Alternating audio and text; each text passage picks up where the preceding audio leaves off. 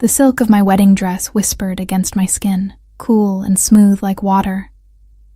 My fingers trembled as I adjusted the delicate veil, watching my reflection in the antique mirror. The bridal suite of the Bellevue Hotel smelled of fresh lilies and expensive perfume, a scent that should have comforted me, but instead made my stomach twist with unease. "Stop fidgeting, Elena," my mother scolded, pinning another diamond clip into my dark hair. "You'll ruin the hairstyle." I forced my hands to still, trying to ignore the hollow feeling in my chest. This should have been the happiest day of my life. After 27 years of struggling, of cleaning houses and waiting tables to put myself through nursing school, I was marrying Robert Sinclair, respected doctor, heir to a small fortune, and a man my immigrant parents approved of with glowing pride. "You look beautiful," my mother said, her voice softening as she stepped back to admire her work. For once, the permanent worry lines around her eyes had relaxed. "Robert is a good man. He will take care of you." I nodded, not trusting myself to speak. "Take care of you." That's what everyone kept saying, as though I'd spent my life looking for someone to rescue me, as though all my hard work had been merely a placeholder until I found a husband to depend on. Outside the window, rain pattered against the glass, turning the garden view into a watercolor blur of greens and whites. The wedding was supposed to be outdoors, but the unexpected autumn shower had forced everything inside the hotel's crystal ballroom.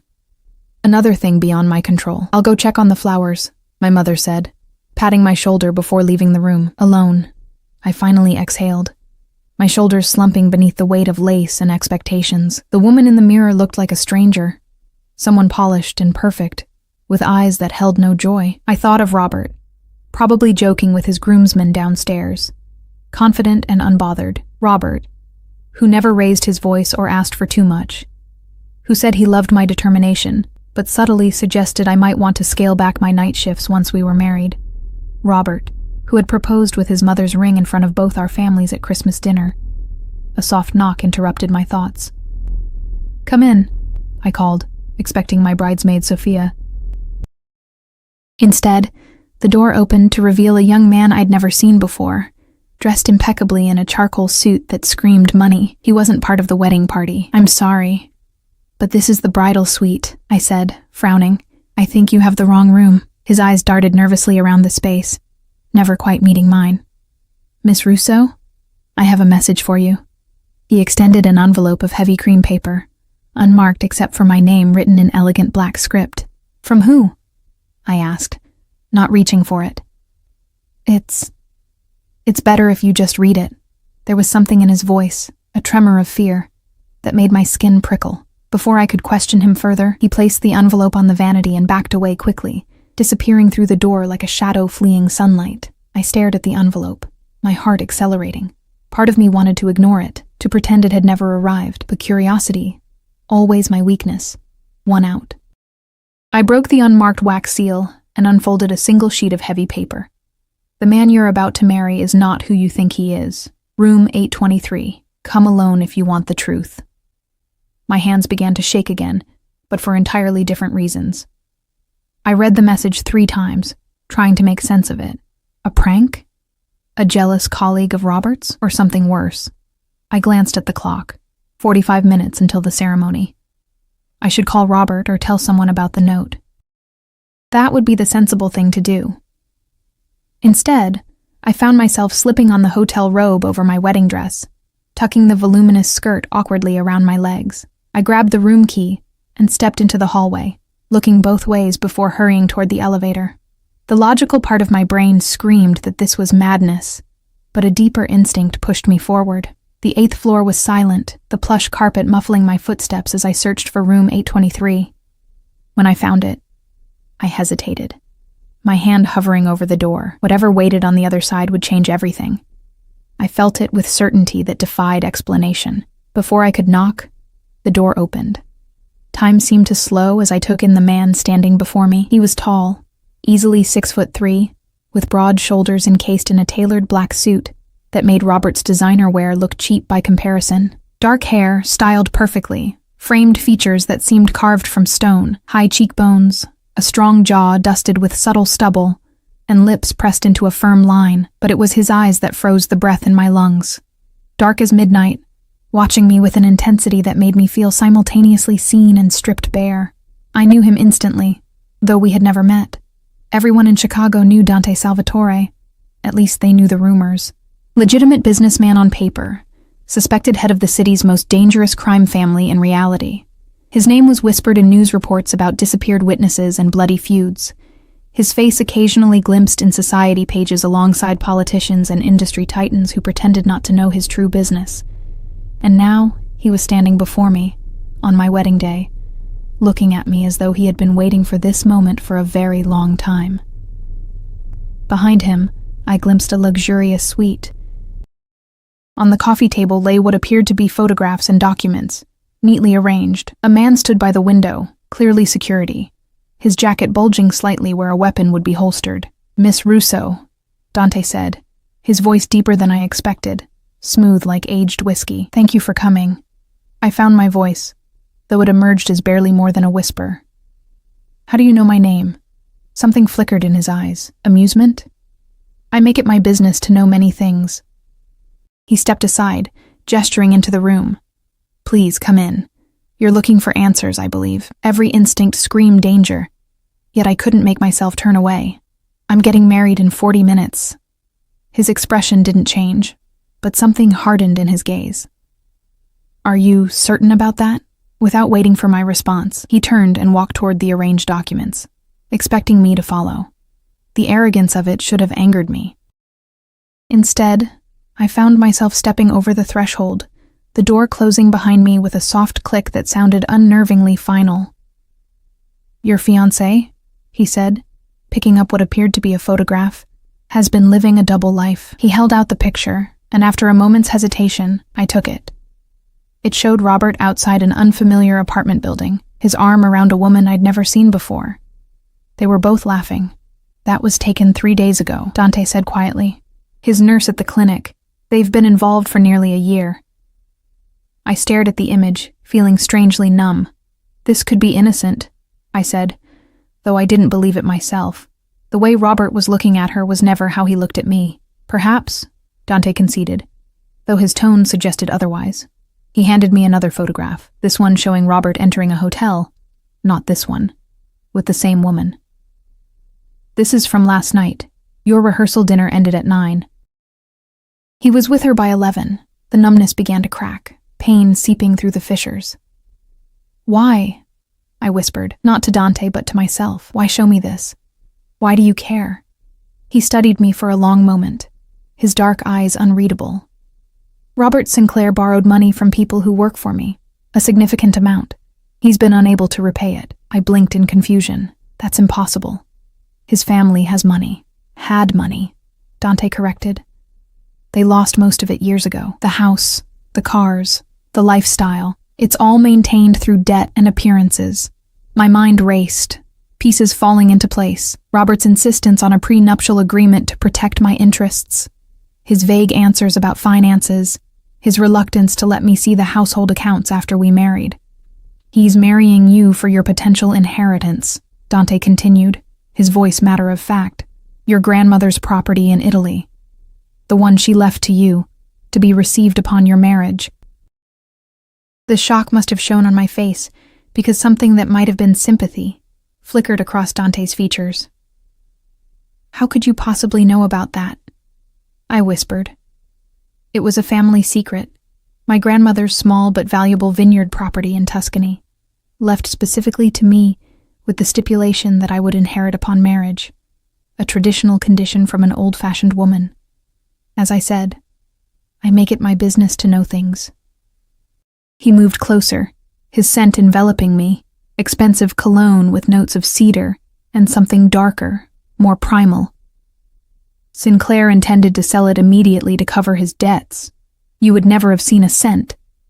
I backed away, suddenly aware of how vulnerable I was, alone in a hotel room with a man who commanded violence with a whisper, dressed in nothing but my wedding gown and a hotel robe. "Why would you tell me this?" I demanded, finding strength in anger. "What do you get out of ruining my wedding day?" Something dangerous flashed in Dante's eyes. "Perhaps I dislike seeing a woman like you deceived. His gaze traveled over me, not in the leering way I'd experienced from countless men, but with an appreciation that felt almost reverent. Or perhaps I simply want what's mine. "And what's yours?" I asked, my voice barely audible over the pounding of my heart. The corner of his mouth lifted in the ghost of a smile. "Sinclair's debt. Your vineyard. And now..." He moved closer again, until I could feel the heat radiating from his body. "Possibly you." Before I could respond, a sharp knock came at the door. The security man moved with surprising speed, hand going to his weapon as he checked the peephole. "It's Franco," he said to Dante, who nodded. The door opened to reveal another suit-clad man, his expression grave. "They're looking for the bride," he reported. "The ceremony starts in 15 minutes. Reality crashed back over me. Downstairs, 200 guests were being seated. My parents would be frantic. Robert, cheating, lying Robert, would be standing at the altar. "I have to go," I said, suddenly desperate for air. "Elena," Dante said, the first time he'd used my first name. The sound of it in his voice sent an involuntary shiver down my spine. "If you walk down that aisle, you're making a mistake I cannot protect you from." "Protect me?" I laughed, the sound brittle. "I don't even know you. You will," he replied, with such calm certainty that it seemed like an inescapable fate rather than a mere possibility. I backed toward the door, clutching the photographs. "I need to think." He made no move to stop me, merely watching with those penetrating eyes. "The truth can hurt, Elena, but lies will destroy you. Choose wisely." I fled into the hallway, heart pounding as I rushed back to my suite. Inside, chaos reigned. My mother, bridesmaids, and wedding planner all talking over each other in panic. "Where have you been?" my mother cried. "Everyone is waiting. What happened to your hair?" I looked in the mirror and saw a woman on the edge, veil askew, eyes wide with shock, clutching photographs that proved her fiancé was a liar and a cheat. "I'm sorry," I said automatically. "I needed air." As they fussed around me, repairing my appearance, I tried to think clearly. Could I still go through with this wedding, knowing what I knew? Could I stand before our families and friends and promise forever to a man who had been in another woman's bed just hours ago? "It's time," the wedding planner announced, handing me my bouquet of white roses and lilies. I took a deep breath and stepped into the hallway. As I approached the elevator that would take me downstairs to my waiting future, I caught a glimpse of a tall figure at the end of the corridor, Dante Salvatore, watching silently, waiting to see which path I would choose. The elevator doors opened. I had to decide. I stood frozen between two futures. The elevator that would lead to my wedding, and the dark gaze of a dangerous man who had just shattered all my certainties. My mother gently pushed me forward, mistaking my hesitation for nerves. "It's normal to be scared, sweetheart," she whispered, squeezing my arm. "Every bride feels this way. Not like this," I thought, but allowed myself to be guided into the elevator. Just before the doors closed, I caught one last glimpse of Dante. His expression hadn't changed, but something in his eyes, disappointment perhaps, made my stomach twist. The descent to the lobby felt like falling. My bridesmaids chatted excitedly around me, oblivious to my inner turmoil. Sophia, my maid of honor, finally noticed my silence and leaned close. "You okay?" she whispered, concern etching her features. "You're pale as your dress." I nodded mechanically, unable to form words. The photographs burned in my memory. Robert with another woman, laughing, touching, betraying. And Dante's words echoed, "He's marrying you for your potential inheritance." The elevator doors opened to reveal the hotel's opulent lobby, where my father waited in his rented tuxedo, pride shining in his eyes. He'd worked double shifts at the factory for 30 years to give our family a better life. Now he thought he was witnessing the culmination of all those sacrifices. His daughter marrying into security and respectability. "You are beautiful, Piccola," he said in Italian, his voice thick with emotion as he took my arm. Like an angel. Guilt crashed over me. How could I destroy this moment for him? For my mother? For all the guests waiting just beyond those ballroom doors? The wedding coordinator gestured that it was time.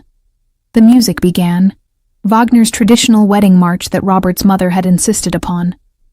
The massive doors swung open, revealing rows of guests rising to their feet, all eyes turning toward me, and there at the end of the aisle stood Robert, handsome in his black tuxedo, smiling confidently, the smile of a man who believed he had won. My father took the first step forward, but my feet seemed rooted to the marble floor. A wave of whispers rippled through the crowd as the pause stretched uncomfortably long. "Elena?" My father murmured, confusion replacing joy. In that suspended moment, my gaze drifted beyond Robert to the emergency exit door at the far side of the ballroom. It opened silently, and Dante slipped in like a shadow, positioning himself against the wall where only I could see him. His presence was a silent question.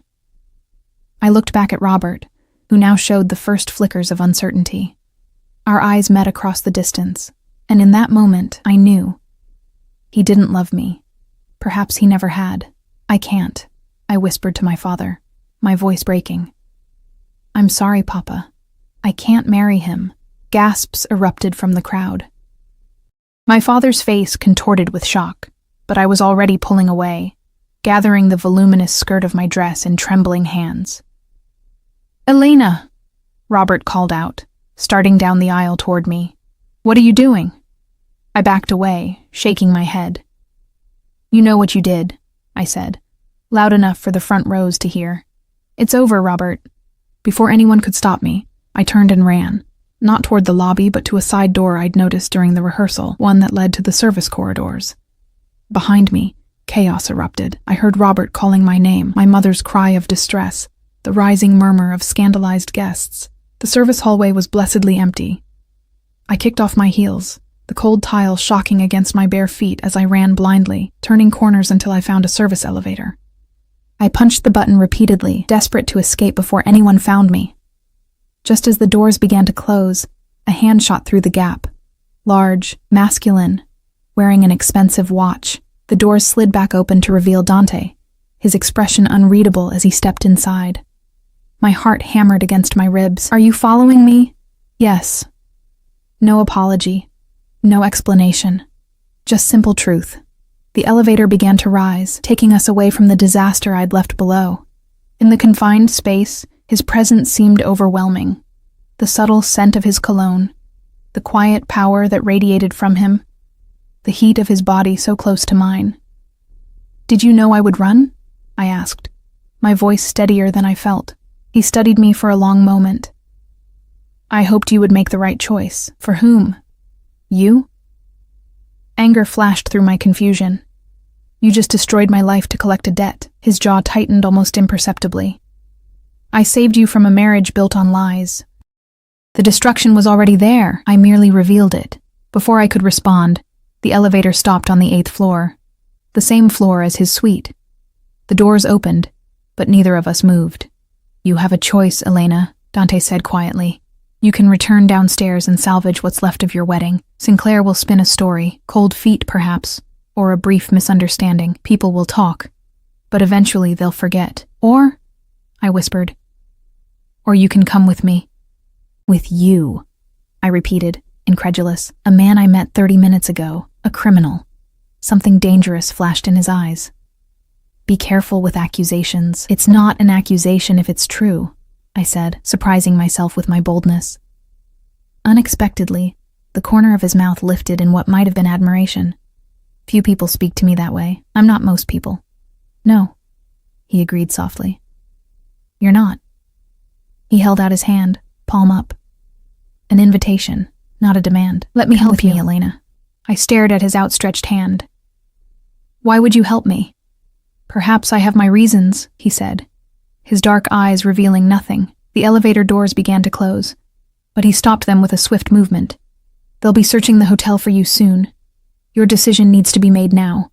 Behind us, I heard voices, hotel staff, probably alerted to look for the runaway bride. Panic surged through me. I couldn't face them.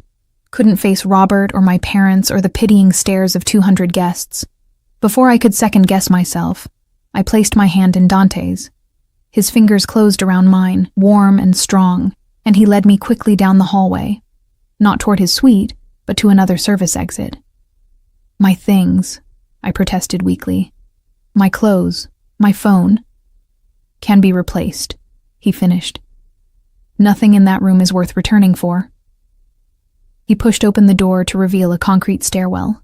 This leads to the parking garage, he explained, shrugging off his suit jacket and placing it around my shoulders. The lining was silk, still warm from his body, and absurdly large on my frame. You can't run through a hotel garage in a wedding dress without attracting attention. I gathered the voluminous skirt of my dress, trying to bundle it under his jacket. This isn't going to work, I muttered, fighting with the layers of tulle and silk. Without warning, Dante crouched and swept one arm behind my knees, the other supporting my back, lifting me effortlessly against his chest. I gasped, automatically gripping his shoulders to steady myself. "This is faster," he said simply, and began descending the stairs, carrying me as though I weighed nothing. The solid strength of him was overwhelming, the firm muscles beneath his shirt, the steady rhythm of his breathing, the faint beat of his heart against my side. I'd never been held like this, never felt so simultaneously vulnerable and protected. "I can walk," I protested weakly.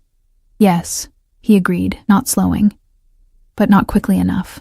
We reached the bottom of the stairwell, where he set me carefully on my feet, but kept one arm around my waist, his jacket still draped around me. "Stay close," he murmured, his breath warm against my temple. My car is near the exit. The parking garage was dimly lit and smelled of concrete and exhaust. Dante guided me swiftly between the rows of vehicles toward a sleek black car where a man in a dark suit stood waiting, another security detail I realized, like the one in Dante's suite. "Franco," Dante acknowledged with a nod. "Any problems?" "None, boss," the man replied, opening the rear door. "All clear." Dante helped me into the back seat, his hand firm but gentle at my lower back. The leather interior was soft and cool against my bare legs where my dress had ridden up. He slid in beside me, his larger frame making the spacious car feel suddenly intimate. Franco got into the driver's seat, and the engine purred to life. As we pulled away from the hotel, the reality of what I'd done crashed over me. I'd left my fiancé at the altar, abandoned my parents, run away with a man who was, by all accounts, dangerous and powerful. "Where are we going?" I asked, unable to keep the tremor from my voice. "Somewhere safe," Dante replied. "Somewhere Sinclair won't think to look." The mention of Robert's name brought a fresh wave of pain and anger. "He was with another woman last night," I said, more to myself than to Dante. "The night before our wedding." Dante's hand covered mine where it rested on the seat between us. "Men like Sinclair believe they're entitled to take whatever they want without consequences. And you're different?" I asked, pulling my hand away. His eyes met mine, dark and intense. "I take what's mine, Elena. But I'm honest about it." The car moved smoothly through Chicago's streets, away from the familiar neighborhoods of my life toward the wealthy Gold Coast area. We pulled into the private garage of a sleek high-rise that screamed old money and discretion. "You live here?" I asked as Franco opened my door. "One of my properties," Dante replied, guiding me toward a private elevator that required both a key card and fingerprint recognition. Few people know about it. The elevator opened directly into a stunning penthouse apartment. Floor-to-ceiling windows offered a breathtaking view of Lake Michigan and the city skyline. The space was minimalist but luxurious. Leather, glass, and dark wood, with subtle art pieces that I suspected cost more than my annual salary. Two men in suits nodded respectfully as we entered, then discreetly disappeared into another room. I realized they were part of Dante's security team, always present, always watching. "You can clean up here," Dante said, leading me to what appeared to be a guest bathroom, all marble and chrome, bigger than my entire apartment. "There are clothes in the adjacent bedroom that should fit you." I blinked in confusion. "You keep women's clothes here?" Something like amusement flickered in his eyes. "I keep necessities for various situations. The housekeeper stocks basic items in multiple sizes." "Of course. A man like him would be prepared for any contingency."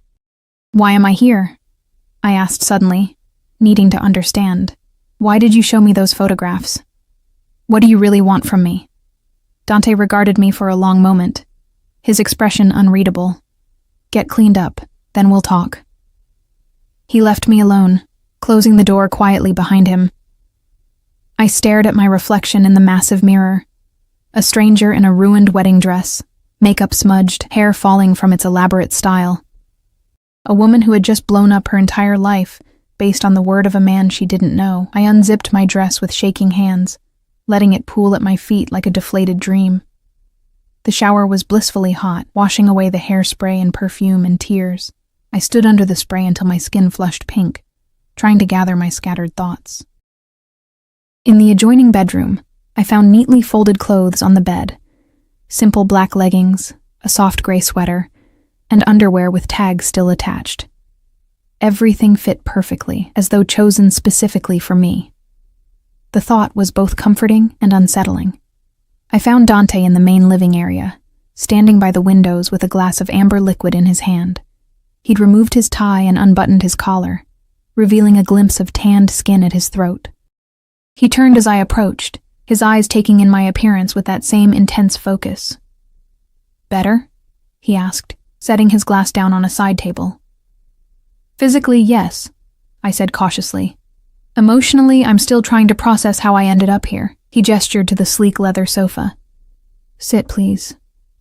I perched on the edge, too tense to relax.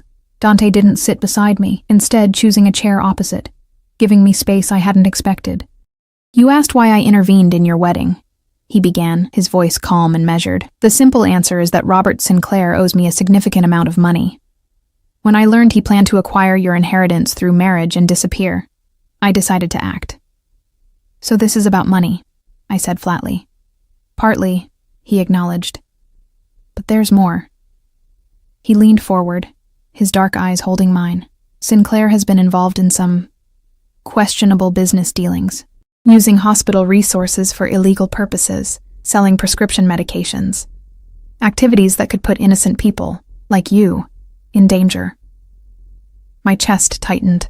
"I don't believe you," I said automatically, though uncertainty crept in. How well did I really know Robert? "You don't have to believe me," Dante replied with a shrug. "The evidence exists regardless. The police haven't connected him yet, but they will eventually. And you know this how?" A slight smile. "I have interests to protect. Information is valuable." I wrapped my arms around myself, suddenly cold despite the sweater. "So you're saying I was going to marry a criminal?" "You're still in shock," Dante observed. "It's understandable." "Stop analyzing me," I snapped, rising to my feet. The calm control he maintained was infuriating when my entire life had just imploded. "You don't know me. You don't know what I'm feeling." He stood as well, his height making me tilt my head back to meet his gaze. "I know more than you think, Elena Maria Russo. 27 years old, graduated top of your class from nursing school while working 2 jobs. Turned down a research position to take care of your mother after her surgery last year. Loyal to a fault, even to those who don't deserve it." My breath caught. "How?" "As I said, information is valuable." He moved closer, not touching me, but close enough that I could feel the heat radiating from his body. "You're extraordinary, Elena. Far too valuable to be wasted on a man like Sinclair. And you think you deserve me instead?" I challenged, refusing to back away despite the thundering of my heart. His expression darkened, something primal flashing in his eyes. "Deserve? No. But want? Yes." The raw honesty in his voice sent a shiver down my spine. Before I could respond, a sharp knock came at the door. Dante's posture changed instantly, tension coiling through his powerful frame as he stepped slightly in front of me, a protective gesture that seemed instinctive rather than calculated. One of his security men entered, his expression grave. "Boss, we have a situation. Sinclair's making a scene downstairs. Claims his fiancée was kidnapped." Dante's jaw tightened. "How did he find this address?" "Unknown, sir. But he's threatening to call the police." "Let him," Dante said coldly. "I have nothing to hide." He turned to me, his expression softening fractionally. "Do you want to see him?" The question surprised me. I'd half expected to be hidden away, my choices made for me. I should explain," I said hesitantly. "End things properly." Dante studied me for a moment, then nodded. "Franco will bring him up. If at any point you want him gone, just say the word." The security man disappeared, and Dante moved to stand at the window, his back to the room, giving me a moment of privacy to collect myself. The gesture was unexpectedly considerate. Minutes later, the elevator doors opened, and Robert stormed in, still in his wedding tuxedo, but with the tie loosened and hair disheveled. He stopped short when he saw me, relief quickly replaced by anger. "What the hell, Elena?" he demanded, taking a step toward me. "Do you have any idea what you've done? Everyone's still at the hotel. Your parents are frantic." Robert's gaze darted around the luxurious penthouse before fixing on Dante, who remained by the window, watching the exchange with cold detachment. "What is this?" Robert asked, his voice rising. "Did he force you to come here? Are you okay?" The concern would have seemed genuine if I hadn't seen those photographs, if I didn't now see the calculation behind his eyes. I straightened my spine, finding strength in my anger. "No one forced me anywhere," I said clearly. "I left our wedding because I know about her, Robert. Your nurse. The one you were with last night while I was rehearsing our vows." The color drained from his face. "Elena? I don't know what he's told you, but don't." I held up my hand. "Don't lie to me anymore. I saw the pictures." Robert's expression hardened as he glanced at Dante. "So that's it? You believe whatever this criminal tells you? You know who he is, right? What he does?" "I know who you are now," I replied, my voice steadier than I felt. "You were going to marry me for my grandmother's property. You were going to sell it to pay off your debts." "That's ridiculous," he scoffed, but a flicker of panic crossed his features. "Who told you about the vineyard? That was private family business. Does it matter? It's true, isn't it?" Robert moved toward me, reaching for my arm. "Elena, baby, listen." Before he could touch me, Dante was suddenly between us, his movement so swift I barely registered it. Nothing in his posture was overtly threatening, but Robert immediately stepped back. "Miss Russo has made her position clear," Dante said, his voice deceptively soft. "I suggest you respect her decision." Robert's face contorted with rage and fear. "You think I don't know what's happening? You've wanted that Italian property for years. The water rights alone are worth millions to your operation." My head snapped up. "What?" Dante's expression remained impassive. "Your grandmother's land borders one of my family's estates," he explained without looking at me.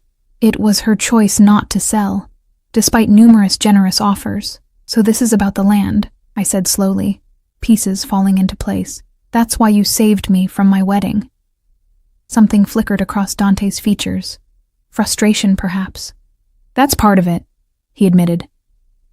"But not all." Robert gave a harsh laugh. "You're just trading one liar for another, Elena. At least I never pretended to be something I'm not." "You pretended to love me," I shot back, blinking away tears of anger. "Was any of it real? Or was I always just a means to an end?" Guilt flashed briefly in Robert's eyes before he masked it. "We would have been good together. I could have made you happy, while sleeping with other women and spending my inheritance," I said bitterly. "What a dream." Robert's expression hardened. "You have no idea what you're getting into with him," he said, nodding toward Dante. "Do you know what they call him? The ghost. Because people who cross him disappear." A chill ran through me despite the warmth of the room.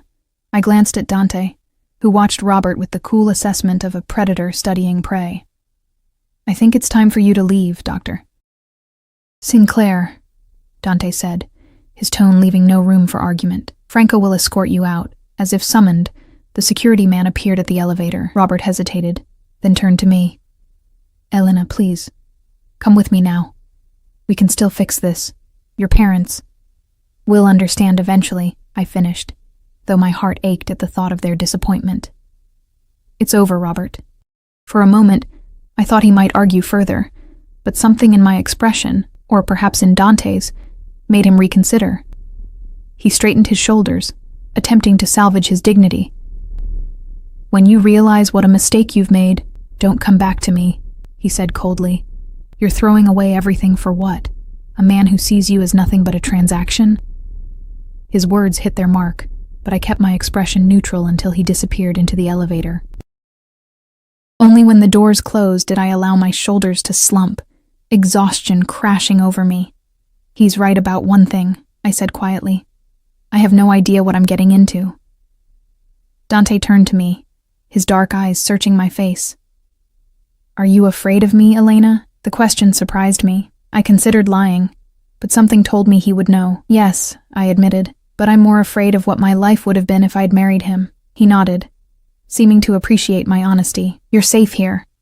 Whatever you may have heard about me, I don't harm innocent people. And what about not so innocent people?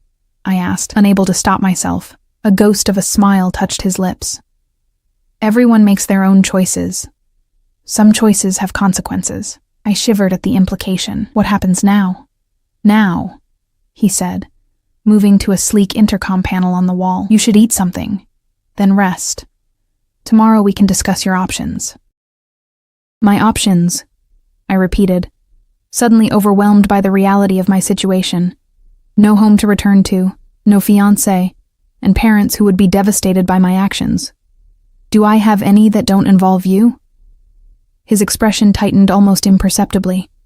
You're not a prisoner, Elena. If you want to leave, Franco will take you wherever you wish to go. The offer surprised me. I'd half expected to be kept here whether I wanted to stay or not. I don't know where to go, I admitted. I can't face my parents yet, and my apartment is in your name alone, Dante finished. Sinclair has no claim to it, but he knows where it is, which makes it unwise to return immediately. Of course he would know these details about my life. The realization should have frightened me more than it did. Stay here tonight, he suggested, his tone gentler than before. You're exhausted and in shock. Make no decisions until morning. It was the most sensible option, though nothing about this day had been sensible. I nodded, suddenly too tired to argue. Dante spoke quietly into the intercom, ordering food to be brought up. While we waited, he showed me to a guest room, spacious and elegant, with another stunning view of the lake. This will be your room for as long as you choose to stay, he said, standing in the doorway rather than entering with me. Mine is at the end of the hall. The security team has quarters downstairs, with at least 2 men on duty at all times. All these precautions, I murmured, running my fingers over the luxurious bedspread. Do you live in constant danger, constant awareness? He corrected. It's the price of my position. I turned to look at him, really look at him.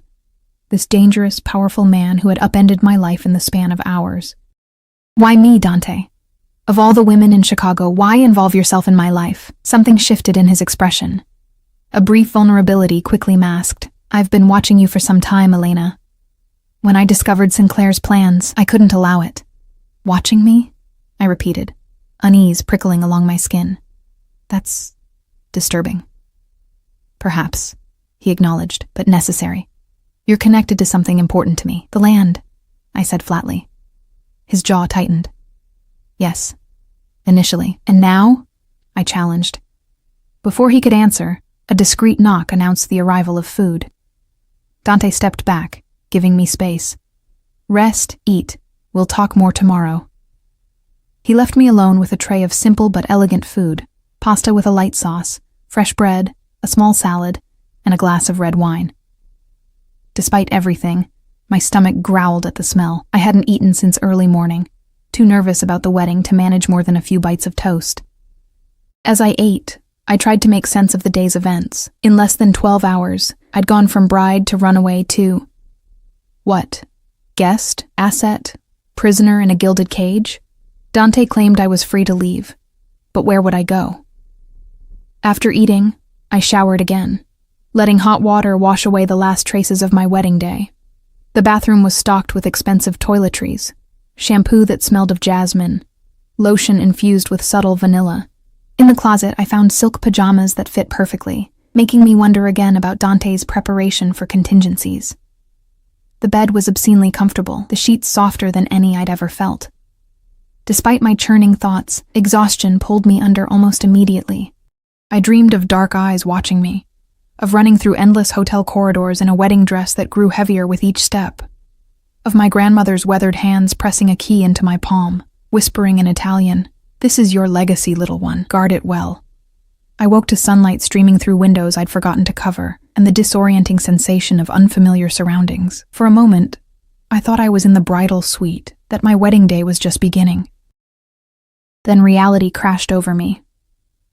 After using the bathroom, I found clean clothes laid out, jeans that fit perfectly, another soft sweater, and even undergarments in my size. The attention to detail was both impressive and unnerving. I followed the smell of coffee to the kitchen, where I found Dante seated at a glass-top table, reading something on a tablet. He wore a simple black t-shirt that revealed powerful arms covered in intricate tattoos, art that told stories I couldn't yet read. His hair was slightly damp, as though he'd recently showered. He looked up as I entered, his dark eyes assessing me with that same intense focus. "Good morning," he said, setting the tablet aside. "Did you sleep?" "Better than I expected to," I admitted, hovering uncertainly in the doorway. He gestured to the chair opposite him. "Coffee?" I nodded, taking the seat cautiously. He poured from an elegant carafe, sliding the cup toward me along with cream and sugar. "Thank you," I said, wrapping my hands around the warm mug. "For everything, I suppose. Despite the unconventional circumstances." A slight smile touched his lips. "You're welcome." We sat in surprisingly comfortable silence as I sipped my coffee, gathering courage for the conversation ahead. Finally, I set down my cup. "I need to know exactly what you want from me," I said directly. "No half-truths, no vague references to watching me or being connected to something important. Just straight answers." Dante studied me for a long moment. "Direct. I appreciate that." He leaned back in his chair, his posture relaxed but still radiating quiet power. "Your grandmother's property borders land that has been in my family for generations. The water source that feeds both properties originates on her land." "And you want to buy it?" I concluded. "Yes," he acknowledged. "But your grandmother refused every offer while she was alive, and stipulated in her will that the property must remain in the family for at least 3 generations. I frowned. I didn't know that part. Few people do. It's buried in legal language that most wouldn't bother to decipher. His eyes held mine. "Sinclair discovered it, though. He planned to challenge the will once you were married, claiming the provision was unreasonable. Could he have done that?" Dante shrugged one powerful shoulder. "With the right lawyer and judge, possibly. I couldn't take the risk. So you intervened," I said slowly, "to protect your interest in the land." "Initially, yes," he admitted. "But when I began monitoring Sinclair, I discovered his other activities, and then I saw you." Something in his voice made my heart beat faster. "What do you mean you saw me?" Dante's eyes never left mine. "I had men watching Sinclair. They reported that his fiancée was unexpected, not his typical type, intelligent, hardworking, independent. I became curious." "So you had them watch me too," I said, unsure whether to be frightened or flattered. "Yes." No apology, just that same straightforward honesty. "The more I learned, the more convinced I became that you were unaware of Sinclair's true nature." I took another sip of coffee, buying time to process this. "And what did you learn about me that was so fascinating?" A ghost of a smile touched his lips. "That you volunteer at the children's hospital on your days off, that you send money to your parents every month, though you can barely afford your own rent, that you stop to pet every stray cat in your neighborhood." Heat crept up my neck. The level of surveillance was disturbing, yet the details he'd chosen to remember were strangely personal, even intimate. "You make me sound like a saint," I said, uncomfortable with his assessment. "Far from it," he replied, that slight smile growing. "You have a temper. You've made your neighbors complain 3 times about your late-night singing. You once threw a drink in a man's face at Donovan's bar when he wouldn't take no for an answer." I couldn't help the surprised laugh that escaped me. "You really did your homework." Dante leaned forward, his expression suddenly serious. "When I realized what Sinclair intended, I had a choice. Let him marry you, then deal with him afterward, or intervene before you were legally bound to him. And you chose to intervene. Why not just warn me anonymously? Send the photos in the mail? Would you have believed them without context? Or would you have dismissed them as a cruel prank?" He had a point. I likely would have confronted Robert, who would have denied everything, perhaps convinced me the photos were doctored. "So, what happens now?" I asked quietly. "What do you want from me, Dante?" He studied me for a long moment. "I want you to be safe, to make decisions about your future with complete information. And yes, eventually, I hope we can come to an arrangement about the property." "An arrangement," I repeated. "You still want to buy it?" "I do," he acknowledged. "But I'm prepared to wait until you've had time to understand its true value. In the meantime, you're welcome to stay here as my guest for as long as you need." "As your guest," I said skeptically. With no expectations, something dangerous flashed in his eyes. "I didn't say that." Heat pooled low in my belly at his tone. "Then be clear about your expectations." Dante stood slowly, moving around the table until he stood beside me. I had to tilt my head back to maintain eye contact, acutely aware of his physical presence, the subtle scent of his cologne, the warmth radiating from his body.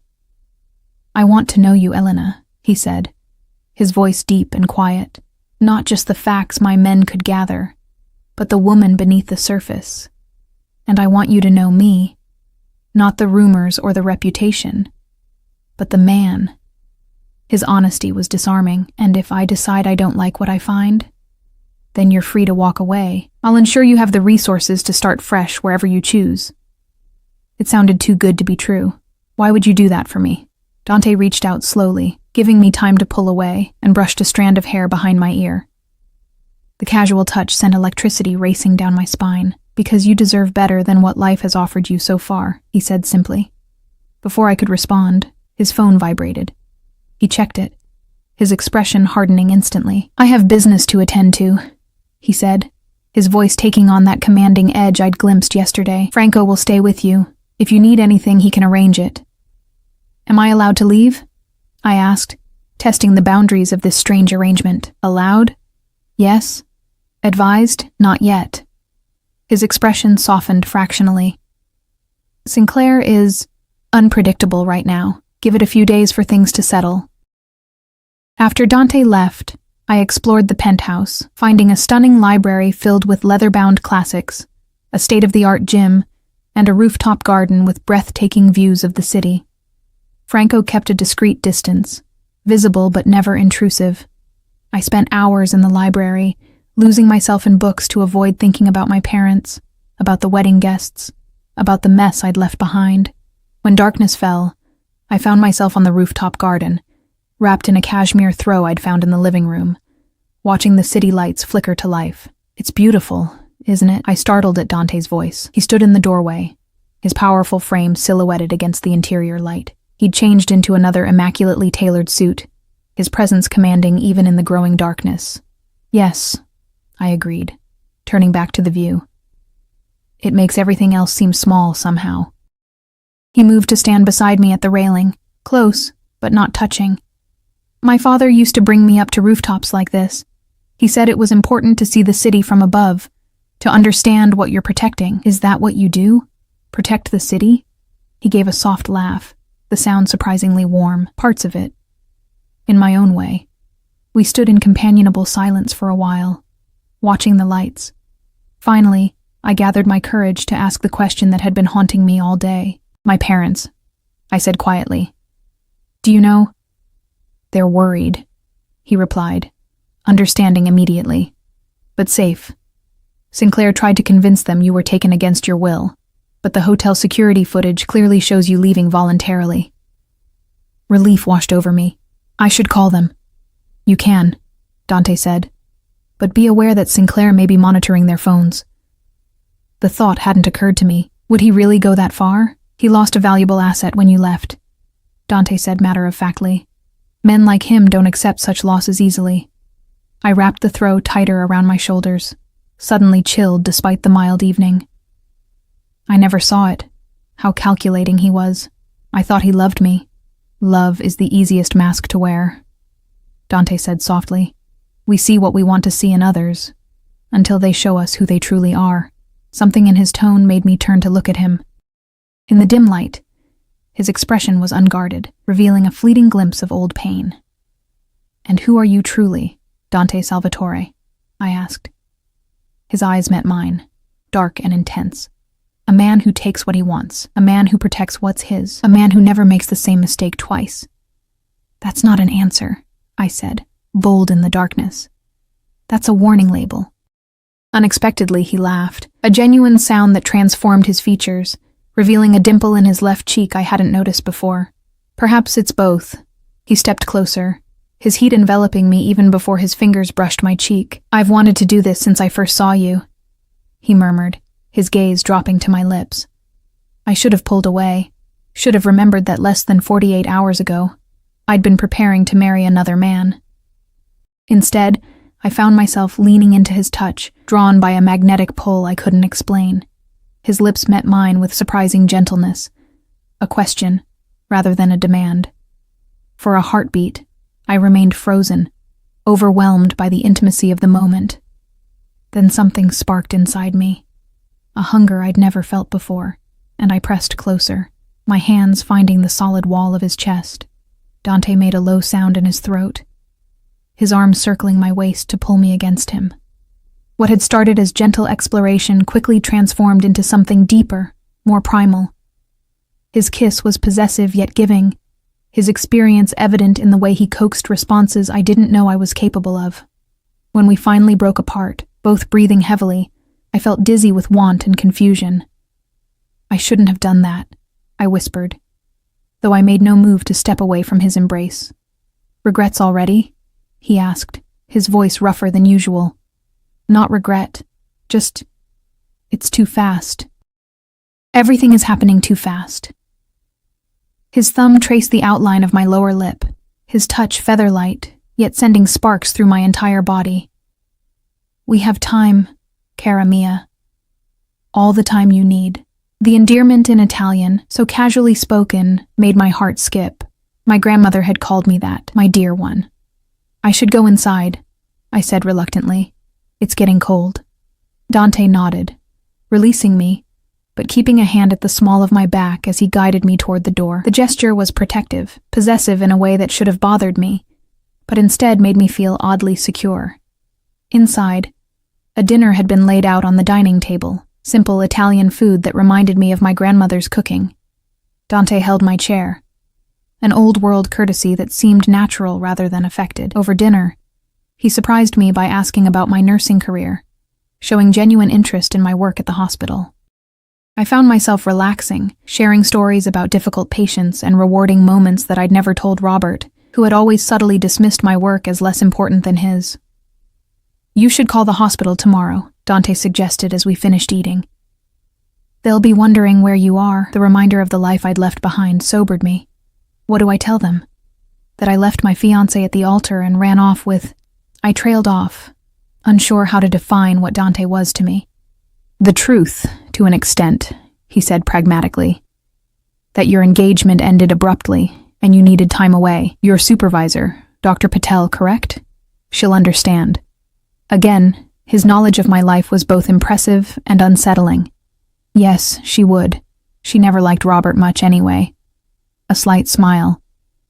She's a good judge of character. After dinner, we moved to the living room, where Dante poured us each a glass of scotch. The liquor burned pleasantly down my throat, warming me from the inside out. Tell me about the vineyard, I said, settling into the corner of the sofa. My grandmother's property. I've never even seen it. Something like surprise flickered across Dante's face. Never? I shook my head. She left Italy before I was born. I saw pictures, but we never had the money to visit. I took another sip of scotch. What's it like? Dante's expression softened as he gazed into his glass. Beautiful. Set in the hills outside Florence, with vineyards that slope down to a small river. The main house is old, 16th century, I believe, with stone walls 3 feet thick. In summer, the air smells of grapes and cypress trees. He described it so vividly, I could almost see it, feel the warmth of Italian sunshine. You speak as though you know it well. My family's estate borders it to the north. As a boy, I would sometimes cross the boundary to swim in your grandmother's river. It has the best swimming hole for miles around. A smile touched his lips. She caught me once. Instead of scolding me, she gave me fresh bread and told me to be careful of the current. The image of a young Dante, wild and carefree, swimming in my grandmother's river, was oddly moving. She never mentioned meeting any of the Salvatores. She wouldn't have, he said, something complicated passing across his features. Our families have a difficult history.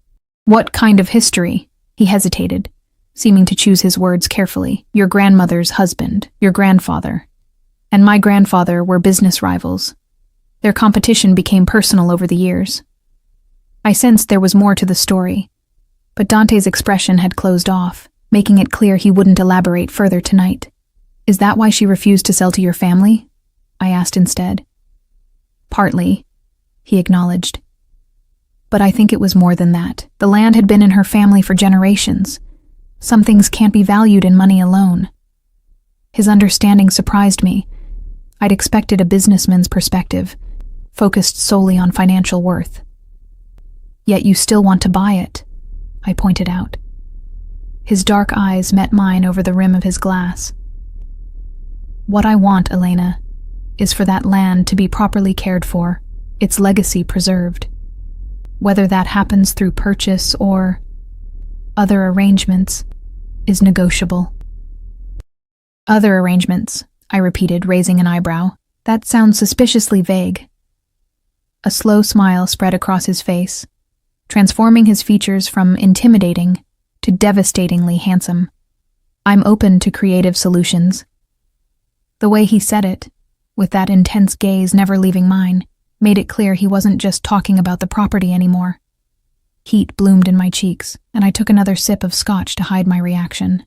It's getting late, I said finally, setting down my empty glass. I should get some rest. Dante nodded, rising smoothly to his feet. Of course. He walked me to the hallway leading to my room, keeping a respectful distance. At my door, I turned to face him, suddenly uncertain. The memory of our kiss lingered between us, electric and unresolved. Thank you, I said softly.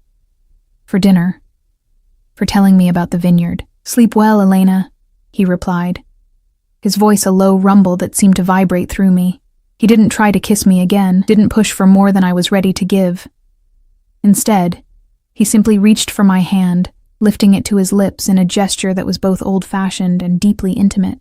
As I closed my bedroom door behind me, I leaned against it, my heart racing. What was I doing? Getting involved with Dante Salvatore, whatever his business might actually be, was surely jumping from the frying pan into the fire. Yet as I slipped beneath the luxurious sheets, I couldn't help but replay our kiss in my mind.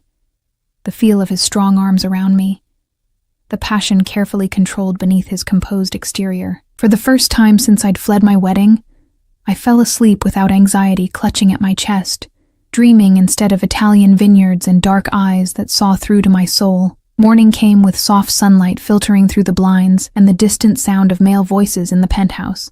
I showered and dressed in clothes I found laid out. Another perfectly fitting outfit. This time a simple sundress with a light cardigan. In the kitchen, I found not Dante, but Franco, preparing coffee with military precision. "Good morning, Miss Russo," he said, his tone respectful but distant. "Mr. Salvatore had to attend to urgent business. He asked me to ensure you have everything you need." Disappointment flickered through me, though I tried to hide it. "Thank you, Franco. I'm fine." He nodded, sliding a cup of coffee across the counter. "He also asked me to give you this." He handed me a sleek smartphone. "It's secure and untraceable. Your parents' number has been programmed in." I stared at the device, emotion welling in my throat. Dante had understood my need to contact my family without my having to ask again. "There's a car waiting whenever you're ready," Franco continued. "Mr. Salvatore thought you might want to visit your apartment today, collect some personal items. He's not worried about Robert anymore?" Franco's expression remained neutral. "Dr. Sinclair has been discouraged from pursuing the matter further." Something in his tone made me decide not to ask for details. "Will Dante, Mr. Salvatore, be joining us?" "He sends his regrets. Business requires his personal attention today." Franco hesitated, then added, "He asked me to tell you that he'll see you this evening, if you're amenable." If I'm amenable. As though I had plans, as though I had anywhere else to be. The formality almost made me smile. "Please tell him I'll be here," I said, trying to match his professional tone. The trip to my apartment was surreal. Franco drove an inconspicuous black sedan rather than the luxury car from the wedding, with another security man in the passenger seat. They flanked me as we entered my building, their watchful eyes scanning for threats I couldn't imagine. My small apartment felt like a stranger's home, the life I'd lived there belonging to a different woman entirely. I moved through the rooms in a daze, collecting clothes, books, my laptop, and the few sentimental items I couldn't bear to leave behind. My engagement ring sat on the bedside table, where I'd left it the night before the wedding. I didn't touch it. In the bathroom, I paused at the sight of Robert's toiletries still arranged neatly beside mine. He'd stayed over frequently in the weeks before the wedding, gradually insinuating himself into my space. Now the evidence of his presence felt like an invasion. I swept his things into a bag, intending to throw them away, when a small box tucked behind his shaving kit caught my eye. Inside, I found a collection of pills in unmarked containers, definitely not standard prescriptions. A cold feeling settled in my stomach as I remembered Dante's words about Robert's questionable business dealings. The sound of a key in the front door lock made me freeze. Franco had promised the building was clear, but there was only one other person who had a key. Elena? Robert's voice sent panic surging through me. I shoved the box of pills into my bag and hurried out of the bathroom, nearly colliding with Franco in the hallway. Dr. Sinclair is here, I whispered unnecessarily. Franco's expression hardened as he touched the communication device in his ear.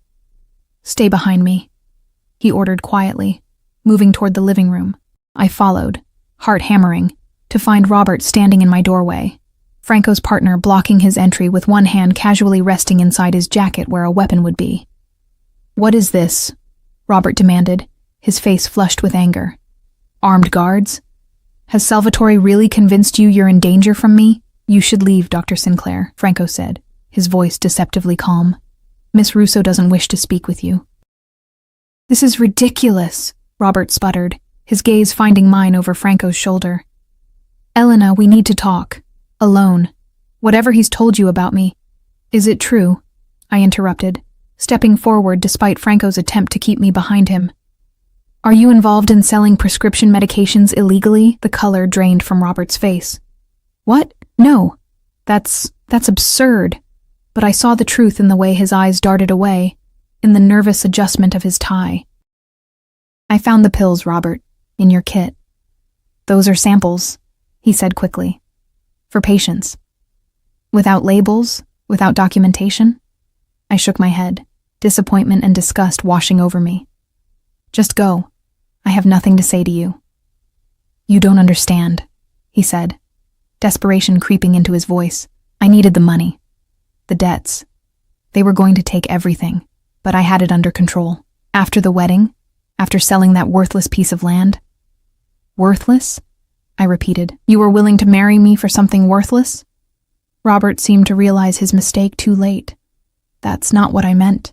The property itself isn't worth much. Just a run-down vineyard and an old house. But Salvatore wants it badly. The water rights.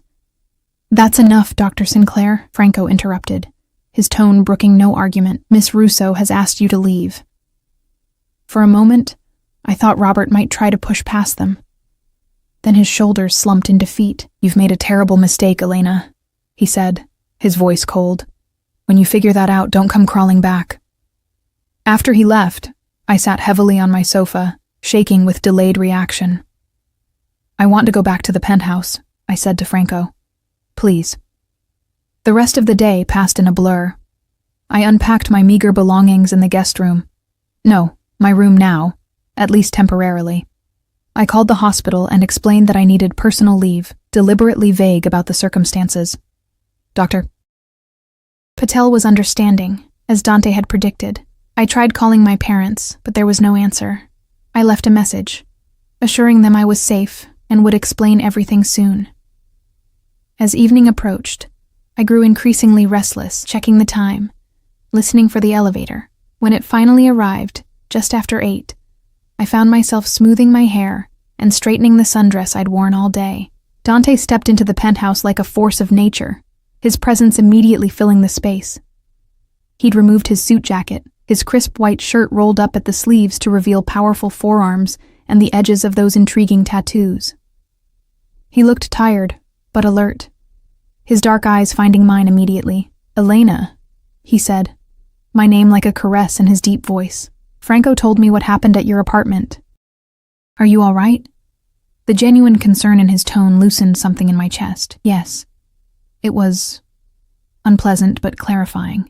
Clarifying? He repeated, moving closer. I nodded. I found illegal pills in Robert's things. He admitted he's in serious debt. Everything you told me was true. Dante's expression remained neutral, but I caught a flicker of satisfaction in his eyes. I'm sorry it happened that way. Are you? I challenged. You don't seem like a man who minds being proven right. A slight smile curved his lips. I would have preferred to spare you the confrontation. He studied me for a moment. Have you eaten? I shook my head, suddenly realizing I'd skipped lunch entirely. Come, he said, extending his hand. I brought dinner. He led me to the rooftop garden, where a table had been set with flickering candles, fine china, and covered dishes. The city sparkled below us, and soft music played from hidden speakers. It was romantic, undeniably so, and my heart fluttered treacherously. You planned this, I said, as he held my chair. I did, he acknowledged, taking the seat across from me. Is that a problem? I considered the question honestly. I'm not sure. 3 days ago I was supposed to marry another man. And yet here you are, he said softly, uncovering the dishes to reveal an array of Italian delicacies. Here I am, I agreed, still trying to understand why. Dante poured wine into crystal glasses. Why you left Sinclair, or why you're here with me. Both, I suppose. He handed me a glass, his fingers brushing mine deliberately. Sometimes we make choices without fully understanding our motivations. The heart knows what it wants before the mind catches up. Is that what happened with you? I asked boldly. Your heart decided it wanted me before your mind knew why. Something darkened in his gaze. My mind always knows why, Elena. But yes, perhaps my interest in you evolved beyond what I initially anticipated. We ate in companionable silence for a while, the food exquisite, the wine warming me from within. Finally, I gathered my courage to ask the question that had been haunting me. What happens if I don't sell you the vineyard? Dante set down his fork, giving me his full attention. Then it remains yours. Just like that? No consequences? No pressure? His expression remained open, unguarded. What's mine is mine, Elena. What's yours is yours. I don't take what isn't freely given. I thought of our kiss the night before, how he'd waited for me to respond before deepening it, how he'd walked me to my door but not presumed more. My grandmother never sold to your family, I said slowly. You said there was history there. Tell me the truth. All of it. Dante was silent for a long moment, seeming to debate with himself. Finally, he sighed. Your grandfather and mine were more than business rivals. They were once friends, partners in the wine business. My grandfather fell in love with your grandmother before she met your grandfather. I blinked in surprise. What? It was a complicated time in Italy after the war. Opportunities were scarce. Your grandfather saw potential in expanding beyond wine into other businesses. My grandfather disagreed with the direction. They separated their interests, but both wanted the water rights to the river between their properties, so it was a business dispute, I said, relieved it wasn't something darker. Something flashed in Dante's eyes. It became more than that when your grandfather hired men to sabotage my family's harvest. A fire was set. My grandfather's younger brother died in that fire. My breath caught. That's terrible, but surely my grandfather wouldn't— There was no proof, Dante interrupted, his voice carefully controlled. But everyone knew. The feud continued for decades. Your grandmother inherited the property when your grandfather died. She never sold to us out of loyalty to him, though I believe she knew the truth. And now you think I'll sell to you? I asked, trying to process this complicated history. Because of a decades-old feud I knew nothing about? No, he said simply. I think you'll make your own decision, based on what you believe is right. His honesty disarmed me. Why tell me this now? Because you asked for the truth, he replied, and because I want whatever develops between us to be built on honesty, not manipulation. Between us. The implication hung in the air between us, charged with possibility. I should see it, I said suddenly. The vineyard. Before I make any decisions. Something like hope flickered in Dante's eyes. I can arrange that. You would take me to Italy? If that's what you want. I studied him across the candlelit table. This powerful, dangerous man who had upended my life, and yet treated me with a respect Robert never had. "Why do I trust you?" I wondered aloud. "I barely know you." Dante reached across the table, his hand covering mine. "Perhaps your heart recognizes something your mind hasn't accepted yet." The touch of his skin against mine sent warmth spiraling through me. And what would that be? His dark eyes held mine, intense and unwavering. "That some things are meant to be, Elena. That some connections exist beyond explanation." I should have scoffed at such a romantic notion, especially coming from a man like him. Instead, I turned my hand beneath his, our palms pressing together, fingers intertwining. "Take me to Italy," I said softly. "Show me my inheritance, then I'll decide what happens next." His grip tightened slightly. "And us? What about us, Elena?" The question hung between us, heavy with implication. 3 days ago, I'd been about to pledge myself to another man. Now I sat across from Dante Salvatore, my hand in his, feeling more alive than I had in years. "I don't know yet," I answered honestly, "but I want to find out." A slow smile spread across his face, transforming his features from intimidating to breathtaking. "That's enough for now." Later, as we stood at the railing overlooking the city, his arm around my waist and my head resting against his shoulder, I felt a strange sense of peace. The life I'd planned had shattered, yet from the pieces, something new and unexpected was emerging. Dante's lips brushed my temple, his embrace protective without being possessive. "What are you thinking?" he murmured against my hair. "That sometimes the wrong wedding leads to the right life," I replied, turning in his arms to face him. His eyes darkened as he traced the curve of my cheek with gentle fingers. "And is this the right life, cara mia?" Instead of answering, I rose on tiptoes and pressed my lips to his, initiating our second kiss. This time there was no hesitation, no holding back. His arms tightened around me as he deepened the kiss, a low growl of approval rumbling in his chest. When we finally broke apart, both breathing heavily, I looked up into his dark eyes and saw my future reflected there. Complex, perhaps dangerous, but undeniably mine to choose. "Take me to Italy," I whispered against his lips, "and then bring me home." His answering smile was like the sunrise breaking over the city below us, brilliant, warming, full of promise. "As you wish, Elena. Always as you wish." In that moment, I knew with absolute certainty that walking away from my wedding had been the first step on a path that was always meant to be mine. Whatever challenges lay ahead, whatever complications our past might bring, I would face them with Dante at my side. Not as his possession, but as his equal. The choice was mine, and I had made it.